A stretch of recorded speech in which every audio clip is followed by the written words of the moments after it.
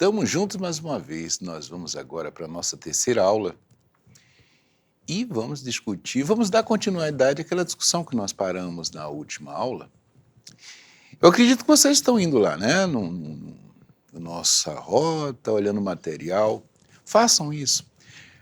Olhem, analisem, estudem o material antes de assistir a aula. Primeiro, leia o material, entendeu? Justamente que quando você vir para a aula, você já vem com muita noção. Dá uma olhada nos slides que está lá escrito e depois a gente vem para a explicação. Eu entendo que fica muito mais fácil de você perceber. Hoje nós vamos discutir sobre as etapas e instrumentos do planejamento público. Isso aqui é muito importante, tá? Etapas e instrumentos. Mas para isso eu vou precisar que vocês dêem uma olhada no slide. Vamos lá para o slide? Tá. O planejamento do setor público, ele pode se manifestar em diferentes níveis e temporalidades. Existem 3 principais tipos de planejamento. Nós temos o planejamento estratégico, veja bem, lembra que a gente falou do PPA, né?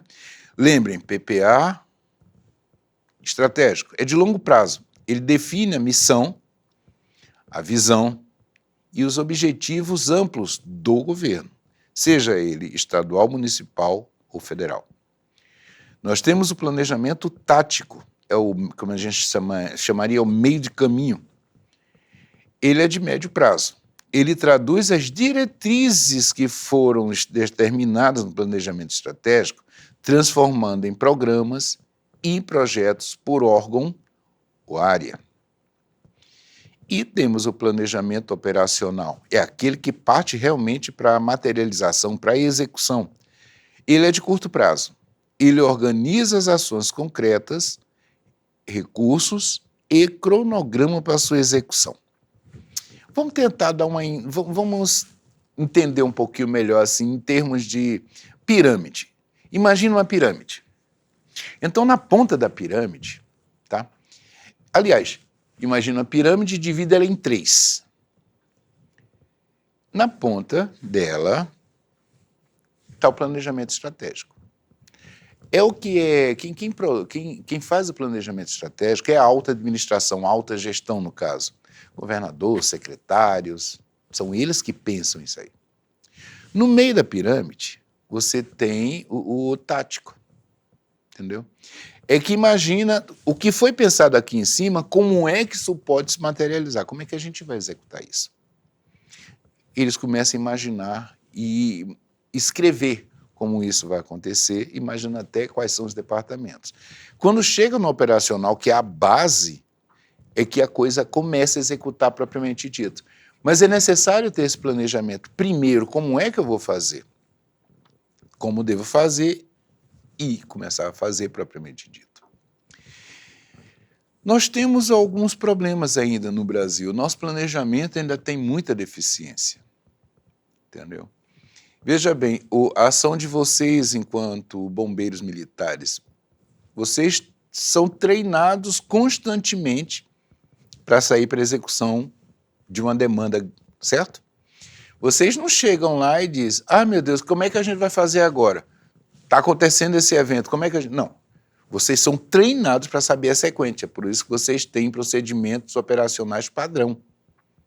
Mas para chegar nesse procedimento operacional padrão foi necessário uma série de estudos e análises para poder chegar no determinado conteúdo que vocês recebem com os apostilamentos para poder, junto com a prática, desenvolver a atividade profissional de vocês. Esse também é um nível de planejamento, ok? Vamos dar continuidade. Agora, vamos olhar aqui.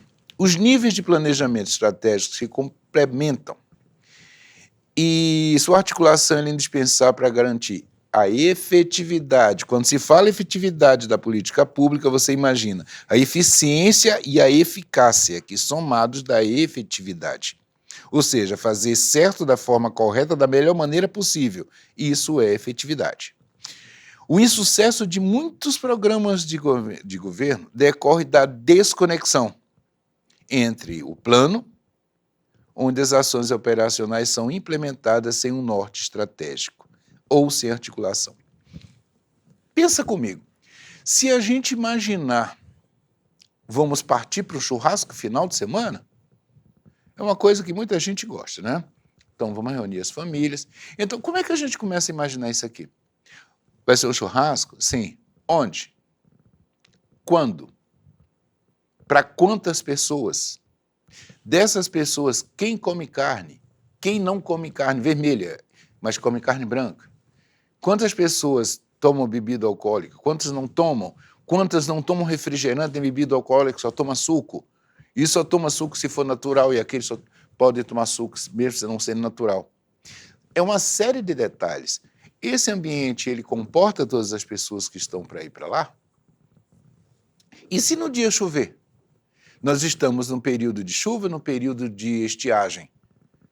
É uma série de análises. E outra coisa, o ambiente vai ter cobertura caso caia uma chuva de verão, digamos que seja no verão, tem como cobrir? São detalhes. Não adianta a gente planejar aqui em cima da forma mais linda possível se lá na execução tiver falha, tiver assim, ó, desconexo. Ele precisa estar fechado, as ideias estão fechadas. Ok? Então, vamos dar uma olhada nas etapas, de olho nos slides. As etapas clássicas do planejamento incluem, primeiro, o diagnóstico da realidade. É o problema e oportunidades que se identifica naquele planejamento. A definição de objetivos, tá? A formulação de alternativas e estratégias, justamente para corrigir os problemas ou aproveitar as oportunidades que vão aparecer no diagnóstico. A definição de metas, prazos e recursos. E, propriamente dita, a execução, ok? E o monitoramento e avaliação. No momento que você está fazendo tudo isso, você está monitorando e avaliando para ver se o que foi planejado está atendendo ao que estava escrito, ao que estava decidido. Então vamos para um exemplo voltado para a área de vocês. Olha o bombeirinho aí. No planejamento de campanhas educativas de prevenção de queimadas, o Corpo de Bombeiro irá diagnosticar áreas críticas, estabelecer metas de redução de focos de incêndio, planejar ações de educação ambiental, avaliar o impacto da campanha por meio de indicadores. Ok? Um exemplo agora para a sociedade comum. Aqui os bonequinhos em família. Agora você se imagina enquanto cidadão, não mais enquanto bombeiro militar. No planejamento de uma campanha de combate à dengue. Vamos pensar no município, seja, imagine um município que vocês quiserem. A gestão pública ela deve, né, diagnosticar quais são os bairros com maior incidência de casos e focos desse mosquito. Estabelecer metas de redução desses casos, com base nos dados epidemiológicos e históricos da região. Ele precisa desses dados. Planejar as ações educativas, como mutirões de limpeza, distribuição de panfleto informativo, uso de carro de som, palestras em escolas e unidades de saúde. Avaliar o impacto da campanha por meio de indicadores, como o número de casos notificados, redução de focos do mosquito e o nível de engajamento da população. Observa que esse tipo de ação mostra como o planejamento público ele é essencial, tá? Principalmente quando a gente está discutindo situações que vão afetar as populações. Um instrumento informal de planejamento governamental também são os centrais, e esses níveis, entre os níveis mais elevados estão o PPA, lembra que a gente conversou sobre ele é um nível da área de planejamento. É o Plano Plurianual. Ele estabelece programas e métodos do governo para o período de 4 anos. O LDO, que é a Lei de Diretrizes Orçamentárias, ele define prioridades. Observa que um determina programas e metas e o outro já define prioridade e orienta a elaboração da LOA, que vai ser logo em seguida, que é o orçamento anual. Olha ela aqui, a Lei Orçamentária Anual. Uma para 4 anos, a outra já fica pensando no próximo ano como vai ser, e essa que vai executar, ela já detalha a receita e despesa autorizadas para o ano seguinte. Ok? Um exemplo sobre esse tipo de assunto para vocês.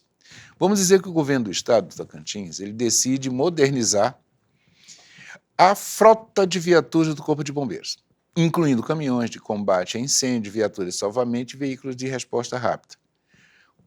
Vamos utilizar o PPA, LOA e LDO, o LDO, LOA, como aqui nesse exemplo. Primeiro, no PPA. Em 2023, o Estado elabora o PPA para 2024 a 2027. Ou seja, o governo, quando ele entra, já existe o último ano desse planejamento plurianual do governo anterior, ok? Nesse ano que ele entrou, ele começa a elaborar o plano plurianual para os próximos 4 anos, ou seja, depois de um ano que ele estiver no governo, começa a funcionar. Então, se o governo entrou em 2023, tem o último ano do PPA do governo atual. Então, o Estado vai começar a elaborar o próximo PPA, que é o dele, né, desse governo atual. E ele vai elaborar para 2024 a 2027. E ele define seus programas estratégicos, que vai ser o fortalecimento da segurança pública e defesa civil. Aí nele consta a meta de renovar 100% da frota de viatura do Corpo de Bombeiro até 2027. Incluindo a aquisição de novos equipamentos e treinamento de condutores. No LDO, que é já em 2024, é elaborada o LDO para exercício de 2025, ou seja, num ano eu penso a execução para o outro, que define como prioridade orçamentária a alocação de recursos, ou seja, capital, para a execução desse programa.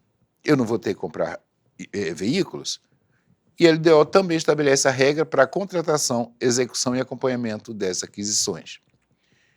E, por fim, vem a LOA, que ela é o orçamentário anual. No mesmo ano, a LOA de 2025 detalha os valores que serão efetivamente destinados à aquisição dessas, vamos supor, 29 viaturas e à manutenção das já existentes, justamente com dotação especificada lá pela Secretaria de Segurança Pública ou diretamente para o Corpo Geral, o Comando Geral do Corpo de Bombeiros. Ou seja, o planejamento público é uma atividade essencial para garantir a decisão governamental seja tomada com base em dados concretos, prioridades sociais e responsabilidade com recursos públicos. Vocês entenderam como é que funciona? Nós temos instrumentos para isso, PPA, LDO e LOA. São planejamentos. Por que eu estou trazendo exemplos assim aplicados diretamente para o Corpo de Bombeiros? Que vocês, muitas vezes, vocês vão enxergar situações que vocês falam, e a gente está aqui, está precisando aqui de uma viatura, as viaturas estão começando a dar problema, a gente não tem dinheiro, falaram que não tem dinheiro para mandar consertar.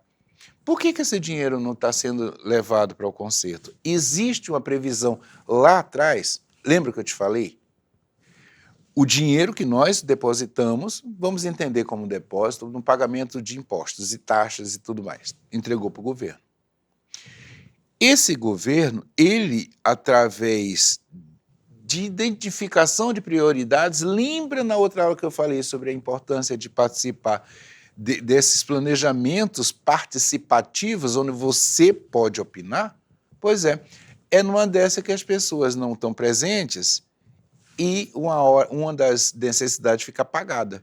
Ou seja, será que o governo está sabendo que tem tantas viaturas que estão paradas por falta de manutenção, troca de peças?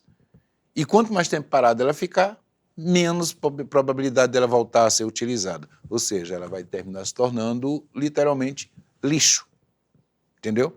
Então, é necessário que a gente tenha essa visão atenta e que são instituições que não podem ficar sem apoio, principalmente apoio financeiro.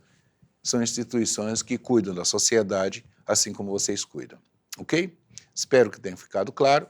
Peço que continue lendo o material, participando lá, respondendo as atividades, que isso vai ser muito importante na avaliação de vocês, ok? Então, gente, até mais, até a próxima aula.